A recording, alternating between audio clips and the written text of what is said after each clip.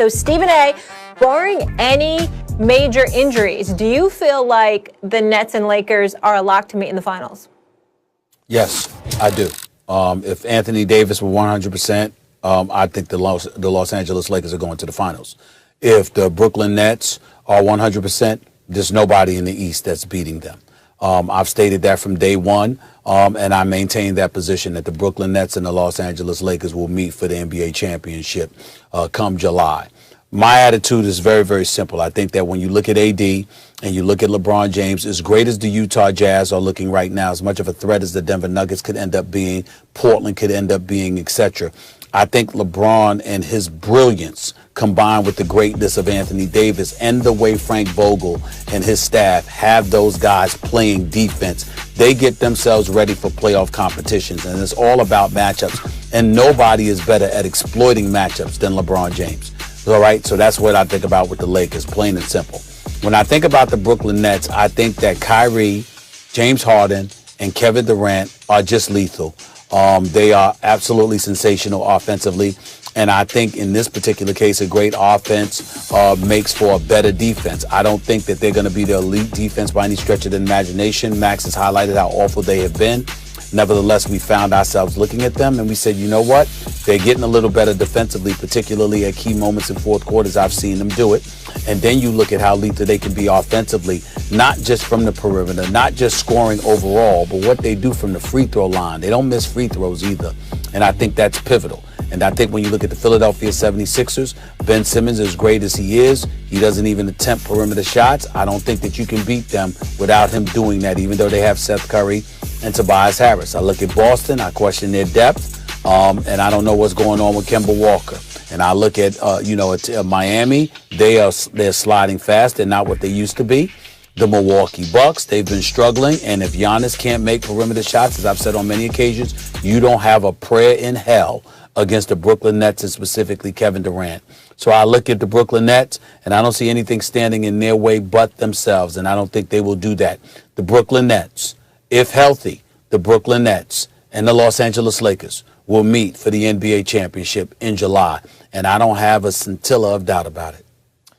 That's possible, but I think there's plenty of doubt. Number one, the Western Conference. Let's not pretend this is the same old Jazz. This is something different. Mike Conley was not Mike Conley last year. He is this year. He's one of the best players in the league. And when you combine him with Donovan Mitchell, and just consider that the Jazz gave the Nuggets, it's one of the all-time great 7-game series in the first round, gave them everything they wanted without Bogdanovich. Now add him and also add the real Mike Conley.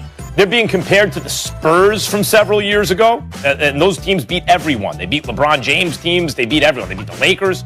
And for good reason, they're being compared to them. And then the Clippers. The Clippers have gotten better. When healthy, not only does Paul George have a lot to make up for now, but they have Ibaka and, as I mentioned, Nick Batum, who's back to playing kind of like he played when he got that max deal or close to it in the first place. And that's just in the Western Conference, and I haven't even mentioned Denver or if Dallas can get it all together, right? It's choppy waters in the Western Conference. But what about the Eastern Conference?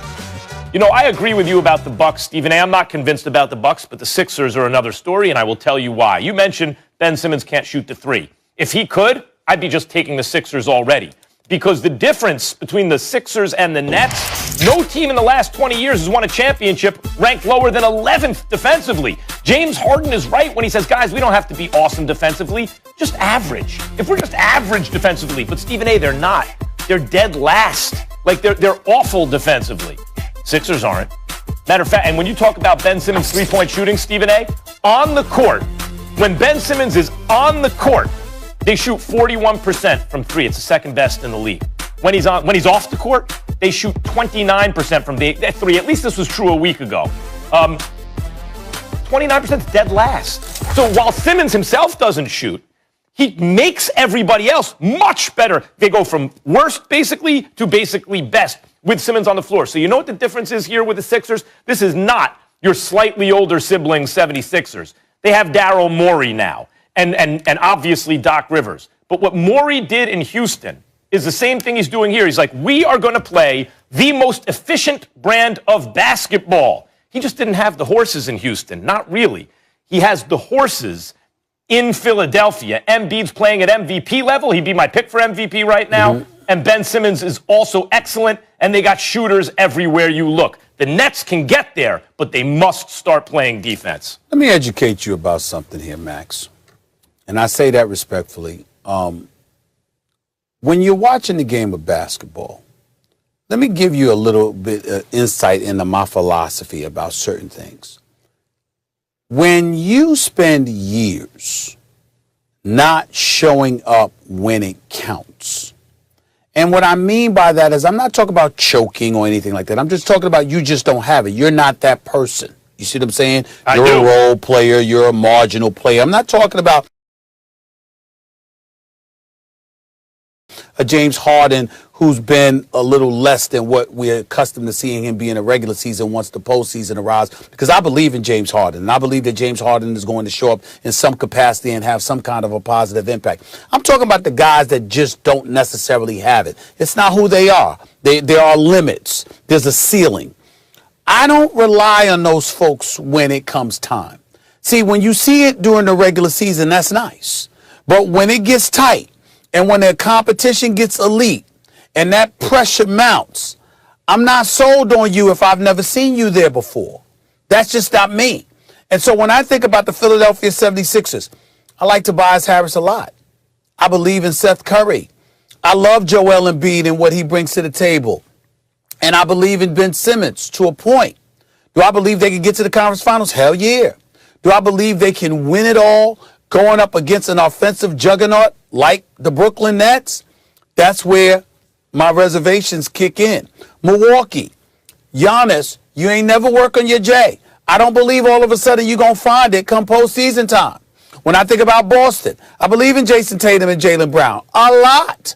I don't believe in their depth, all right? I'm not sold on it, and I believe that ultimately it'll be too much for them to overcome. That's what I'm talking about here. They're going to be relevant.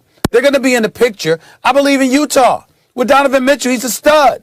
Rudy Gobert and Bogdanovich and all of these guys can play their role. But when the pressure mounts, when it mounts, can I rely on you to take me there? And I'm not there. This is a good point. I agree with the philosophy. If you ask me, who would I think is going to get to the finals? I do think it'll be Lakers-Nets. I think the Nets' problems are fixable, but that doesn't mean it's a guarantee they fix them. So what you're talking about with the Sixers, I get it.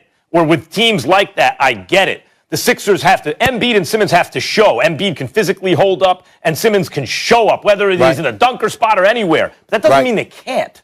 And in the Western Conference, here's the thing about Utah. Stephen A. has seen enough from Donovan Mitchell. He'll be there. When it matters most, Donovan Mitchell will be there. And that is a really good team. That makes them dangerous. So I can't just write them off. I can't just write the Sixers off. I'm not right. Well, I could tell you this. I watched the Sixers against Portland last week, and there was a play where Carmelo Anthony was sticking Ben Simmons right near half court and was trying to be up on him. And then he said, oh, what the hell am I thinking? And then back 15 feet away. What am I doing guarding him for? That's what I'm talking about. These are the kind of things, come playoff time, you ain't got to worry about that. Got to be able to put the ball in the hole from the perimeter. I mean, raise your hand if you would go for a coast-to-coast finals. All right. When we come back here on First Take, guys, many of the top players in the NBA are hesitant to move forward with a league-sponsored initiative. We'll explain that coming up next. Very interesting conversation ahead. But, Max, what else you got for me today?